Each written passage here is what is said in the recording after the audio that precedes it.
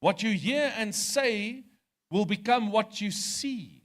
What do you see in your spirit? Do you see God's promises of healing, provision, redemption manifest in your life? We're talking about the nation. Well, Pastor, you're talking like an ignorant man. You don't understand the crime. You don't understand, I was hijacked, I was this, I was that. No. But you see, here's the difference.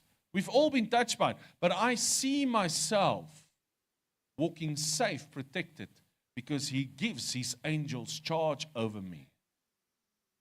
I abide under the shadow of the Almighty. Psalm 91 says, no evil will come near my dwelling, Psalm 90. I see this in my spirit. No matter how many guns I've got, no matter how much ammo I've got, it's not going to protect me because I can't be with my loved ones 24/7.